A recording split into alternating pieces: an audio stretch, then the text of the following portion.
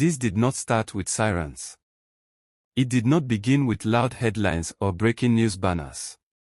It started quietly, in the shadows, with whispers moving from one intelligence desk to another, from one country to the next.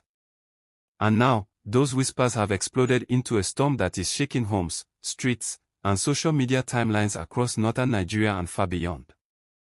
Right now, reports spreading across international security circles are claiming that foreign authorities, working through global financial and intelligence systems, have moved against people accused of secretly funding Boko Haram.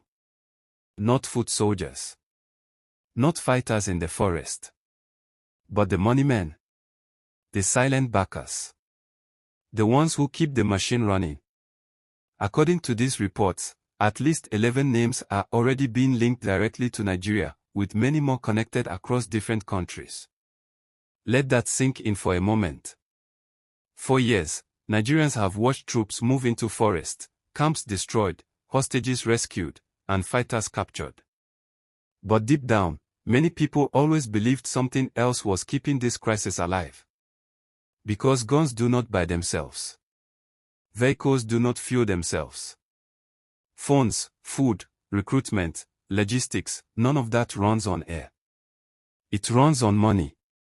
And now, for the first time in a long time, the conversation is shifting from who is fighting to who is paying.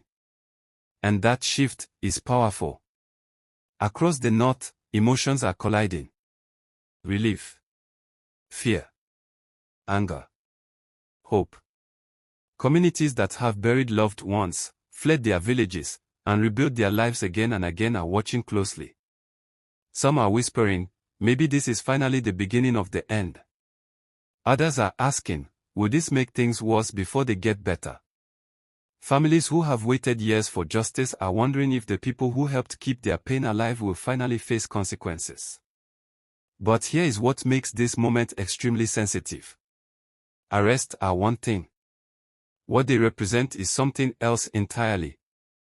For a long time, many Nigerians felt that the war was being fought only at the lowest level, the young men holding rifles, while those sitting comfortably in offices, businesses, and social networks remained untouched.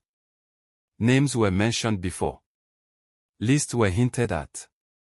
Investigations were announced. And then, silence.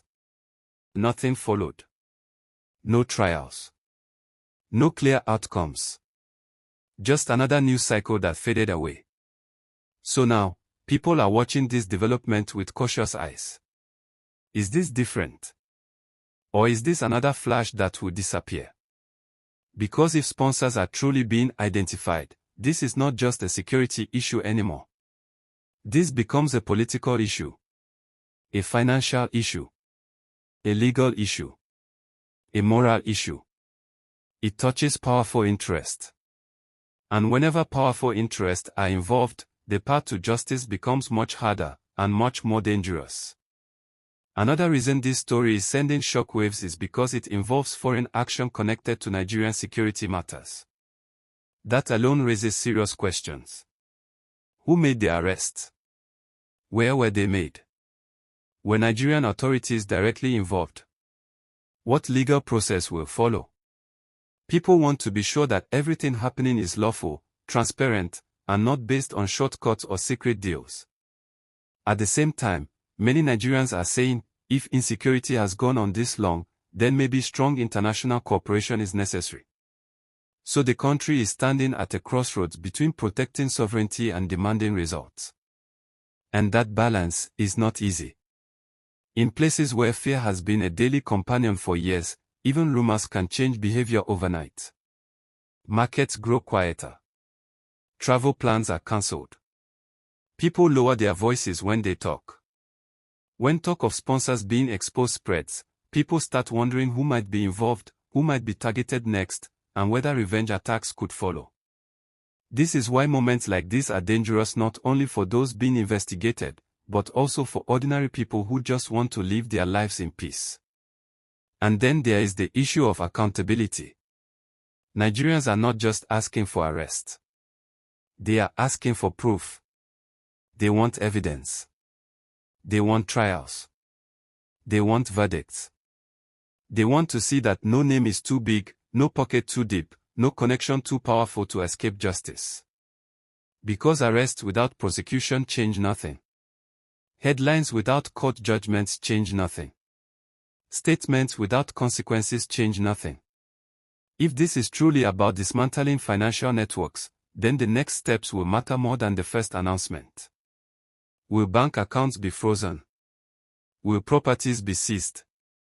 Will business fronts be exposed? Will political protection be stripped away?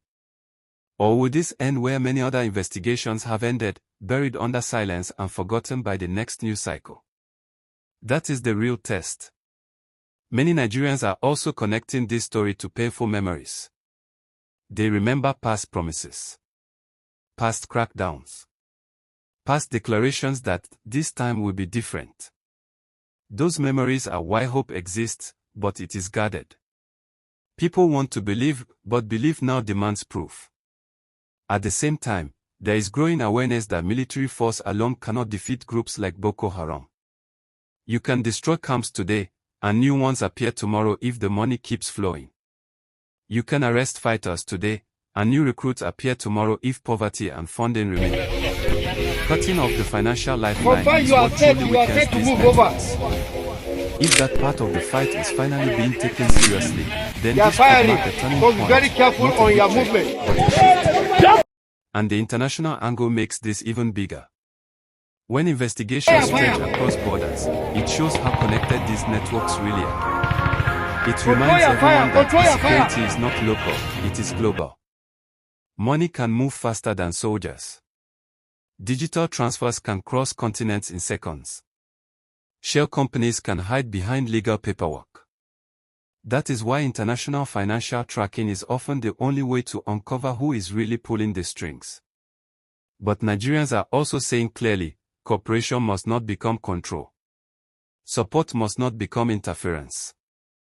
Any partnership must strengthen Nigerian institutions, not weaken them or sideline them.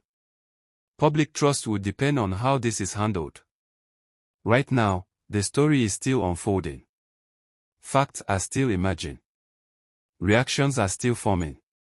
But one thing is certain, people are paying attention like never before.